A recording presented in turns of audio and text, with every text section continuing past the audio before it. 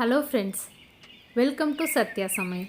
இன்றைக்கி நம்ம மதுரையில் கள்ளழகர் கோயில் பிரசாதமான அழகர் தோசை எப்படி பண்ணுறது அப்படின்னு பார்க்கலாம். வாங்க இப்போ நம்ம வீடியோவுக்கு போகலாம். இந்த அழகர் தோசை பண்ணுறதுக்கு 1 கப் அளவுள்ள உருட்டு உளுந்து தோல் உள்ளது எடுத்துக்கலாம். 5லேருந்து 6 மணி நேரம் ஆகும் உளுந்து ஊறுறதுக்கு. இந்த உளுந்துக்கு 2.5 கப் அளவுக்கு பச்சரிசி எடுத்துக்கலாம். ரெண்டையுமே நல்லா கழுவிட்டு 5லேருந்து 6 மணி நேரத்துக்கு நம்ம ஊற வச்சு எடுத்துக்கலாம். இப்போ ரெண்டுமே நல்லா ஊறிடுச்சு. நான் இன்றைக்கி கிரைண்டரில் தான் அரைக்க போகிறேன். உளுந்து பாருங்கள், நல்லா மெத்துன்னு இந்த மாதிரி நம்ம அரைச்சி எடுத்துட்டு அதுக்கப்புறமா அரிசியை அரைச்சி ரெண்டையும் உப்பு போட்டு நம்ம கலந்து எடுத்துக்கலாம்.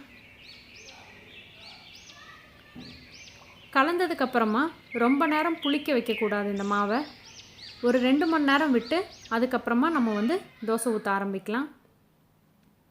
நல்லா கலந்துட்டு உப்பு செக் பண்ணி பார்த்துக்கோங்க. இப்போ இருக்கட்டும், 2 மணி நேரத்துக்கு அப்புறம் நம்ம பார்க்கலாம். இப்போ 2 மணி நேரம் ஆயிடுச்சு. மாவு ஒரு வாட்டி நல்லா நம்ம கலந்து விட்டுக்கலாம். உப்பு கரெக்டாக இருக்கான்னு பார்த்துக்கோங்க. இதில் கொரப்பாக இடித்த மிளகு, 1/2 ஸ்பூன் அளவுக்கு பெருங்காயத்தூள், 1/2 ஸ்பூன் அளவுக்கு சுக்குத்தூள், 1 ஸ்பூன் அளவுக்கு சீரகம், இதுவும் கொரப்பாக இடிச்சிருக்கு. இதில் கொஞ்சமாக கருவேப்பிலை சேர்த்து இந்த மாவை நல்லா கலந்துட்டு நம்ம அழகர் தோசை ஊற்றலாம்.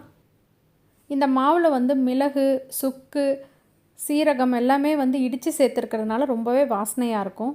நான் இங்கே எண்ணெய் காய வச்சுருக்கேன். இந்த தோசை கோவிலில் முழுவதுமாகவே நெய்யில் பொரிப்பாங்க. நம்ம நெய்யில் பயன்படுத்திக்கலாம், இல்லை எண்ணெய் பயன்படுத்திக்கலாம், இல்லை இதே மாதிரி ரெண்டுமே கலந்தும் நம்ம பயன்படுத்திக்கலாம். நம்மளுடைய விருப்பம்தான். நம்ம நெய்யில் பொரித்து எடுக்க வேண்டாம் அப்படின்னு நினச்சோன்னா தோசைக்கல்லில் கூட போட்டுக்கலாம். நான் அடுத்தது ஒன்று தோசைக்கல்லில் போட்டு காமிக்கிறேன். நான் எண்ணெய் குறைவாக ஊற்றிருக்கிறதுனால ஒவ்வொன்றா பொரித்து எடுத்துக்கிறேன்.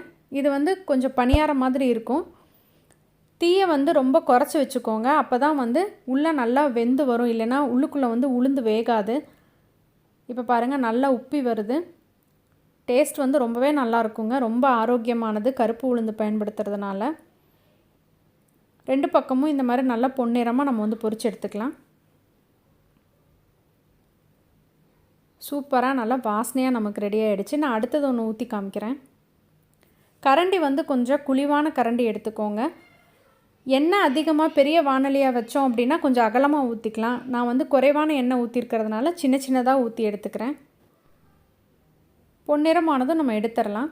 அடுத்தது நான் தோசைக்கல்லில் ஊற்றி காமிக்கிறேன். இதுலேயும் நான் கொஞ்சமாக நெய்யும் எண்ணெயும் கலந்து சேர்த்துக்கிறேன்.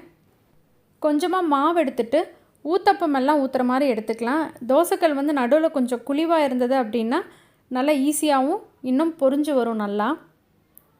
இப்போ நெய் எடுத்து எல்லா பக்கமும் நம்ம ஸ்ப்ரெட் பண்ணி விட்டுக்கலாம். மிதமான தீயில் வேக வச்சு எடுத்துக்கலாம். இப்போ நம்ம திருப்பி போட்டுடலாம். சுற்றியும் அதனுடைய ஓரங்கள் பாருங்கள், நல்லா பொன்னிறமாக பொரிஞ்சு வந்திருக்கு. ரொம்பவே டேஸ்டான இந்த அழகர் கோவில் தோசையை நீங்களும் உங்கள் வீட்டில் ட்ரை பண்ணி பாருங்கள். ரெசிபி உங்களுக்கு பிடிச்சிருந்தா உங்கள் ஃப்ரெண்ட்ஸ் எல்லாத்துக்கும் ஷேர் பண்ணுங்கள், லைக் பண்ணுங்கள், கமெண்ட் பண்ணுங்கள். மறந்துடாமல் நம்ம சேனலை சப்ஸ்கிரைப் பண்ணுங்கள். சுவையாக இருந்திட சுவைத்து பாருங்கள். தேங்க்யூ.